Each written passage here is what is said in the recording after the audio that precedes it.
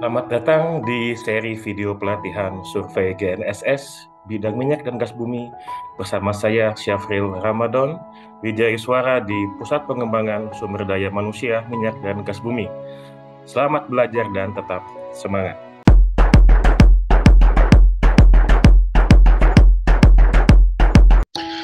Pada video ini kita akan fokus membahas metode penentuan posisi dengan GNSS dengan metode diferensial post processing dalam moda jaring. Berbeda halnya dengan moda radial, terdapat beberapa hal yang harus diperhatikan. Yang pertama, satu titik harus diikat oleh minimum 2 baseline sebagai ukuran lebih.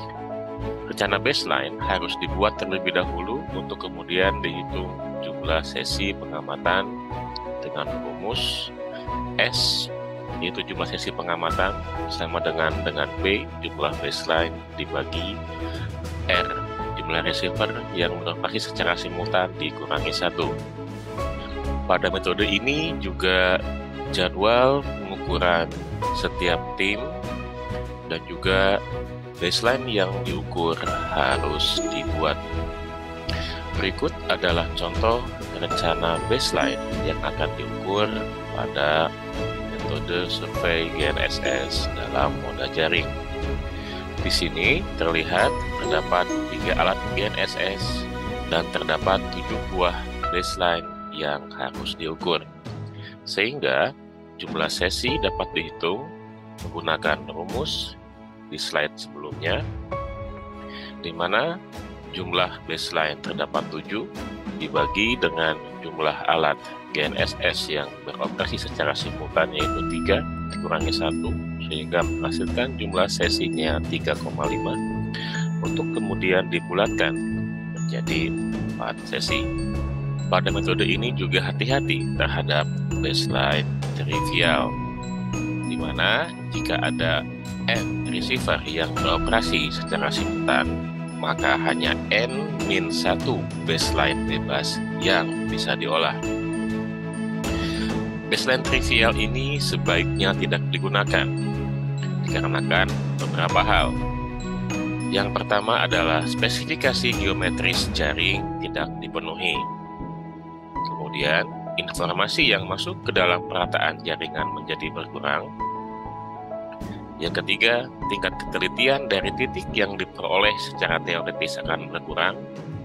Dan yang terakhir, hasil yang diberikan oleh hitung perataan jaringan tidak mencerminkan kondisi sebenarnya atau tidak realistis, karena akan memberikan hasil perataan yang terkesan lebih presisi dibandingkan kondisi yang sebenarnya. Sebagai contoh, akan diberikan sebuah studi kasus pengukuran titik R1, R2, R3, dan R4 dari titik base yang sudah diketahui koordinatnya.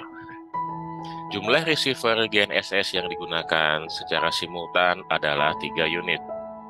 Tim 1 melakukan setting alat di base, sedangkan tim 2 dan tim 3 melakukan setting alat di titik R1 dan R2. Lakukan pengukuran GNSS di waktu yang sama sehingga menghasilkan baseline base ke R1, base ke R2, dan R1 ke R2. Ingat, dalam moda jaring, kita tidak mengikut sertakan baseline yang trivial. Di sini kita bisa memilih baseline yang trivial R1 dan R2. Sehingga yang bisa diikutkan untuk pengolahan data hanya base R1 dan base ke R2.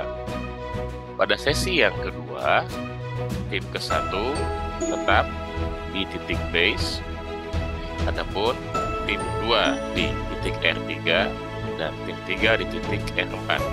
Lakukan pengamatan GNSS di waktu yang sama sehingga menghasilkan baseline base ke R3, base ke R4, dan R4 ke R3. Baseline trivial yang dipilih pada sesi ini adalah baseline R4 dan R3 sehingga tidak diikutkan dalam pengolahan data. Berdasarkan gambar ini, terdapat 3 baseline yang harus diukur, yaitu baseline R4 dan R3 R3 ke R2, dan baseline R1 ke R2. Lakukan moving alat untuk melakukan pengukuran di sesi ketiga, di mana tim 1 melakukan setting alat di R2, sedangkan tim 2 dan tim 3 melakukan setting alat di titik R3 dan R4. Lakukan kegiatan pengukuran di waktu yang bersamaan sehingga menghasilkan baseline R4 ke R3 dan R3 ke R2 serta R2 ke R4. Baseline R2 ke R4 tidak diikut sertakan dalam kegiatan pengolahan data karena dianggap sebagai baseline trivial. Pada gambar terlihat bahwa hanya baseline R1 dan R2 yang harus diukur ulang karena merupakan baseline trivial. Lakukan kegiatan pengukuran di sesi yang keempat, di mana tim 1 melakukan setting alat di titik R2 dan tim 2 melakukan setting alat di titik R1, kemudian lakukan pengukuran sehingga didapatkan baseline R1 ke R2. Setelah 4 sesi, semua baseline sudah diukur semua dan terbebas dari baseline trivial. Langkah selanjutnya adalah melakukan download data pada setiap receiver untuk kemudian dilakukan pengolahan data menggunakan perangkat lunak pengolahan data GNSS. Berikut diberikan sistematika pengolahan data, metode differential post-processing pada moda jaringan. Pada langkah yang pertama, lakukan import data di base dan convert ke software. Kemudian, lakukan input datum geodesi dan sistem proyeksi yang digunakan sesuai dengan kebutuhan. Lanjutkan dengan lakukan editing data di base dan cover, berupa nama titik maupun tinggi alat. Langkah berikutnya adalah melakukan input data koordinat di base untuk kemudian melakukan baseline processing. Apabila ketelitian setiap baseline sudah sesuai dengan kebutuhan, maka lakukan kegiatan network adjustment. Namun, apabila ketelitian dari setiap baseline, hasil processing baseline tidak sesuai dengan kebutuhan, maka lakukan editing data satelit untuk menghilangkan cycle slips. Apabila setiap baseline sudah memenuhi ketelitian yang dibutuhkan, maka lakukan network adjustment.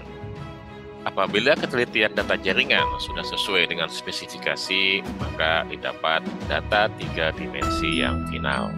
Namun, apabila ketelitian data jaringan tidak sesuai dengan spesifikasi, maka kembali lakukan editing data satelit.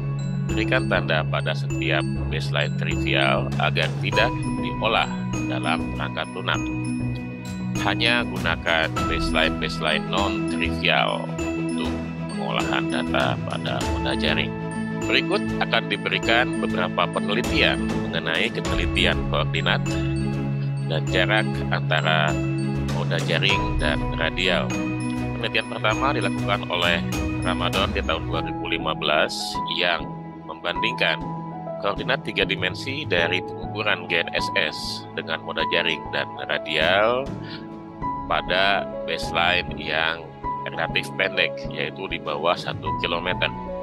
Secara umum dapat disimpulkan selisih antara metode jaring dan radial di suku Isting tertinggi hanya 1,6 cm, di suku Norting hanya 4,7 mm, di titik tinggi hanya 3,8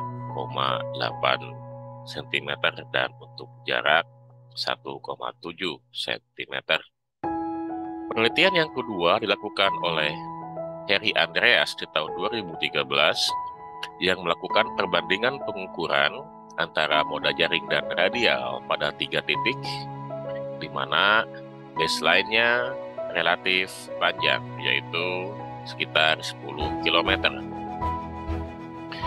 Hasil penelitian menunjukkan bahwa sumbu X perbedaan terbesar pada kisaran 1,6 cm dan yang terkecil 2,5 mm Pada sumbu Y yang terbesar 1,7 cm dan yang terkecil adalah 2,7 mm.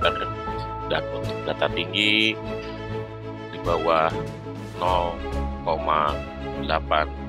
mm. Dari dua penelitian tersebut, kemudian dapat disimpulkan perbandingan antara moda jaring dan radial hanya memberikan selisih tertinggi pada kisaran di bawah 2 cm pada sumbu X dan Y maupun Z, dan mayoritas perbedaannya pada kisaran milimeter.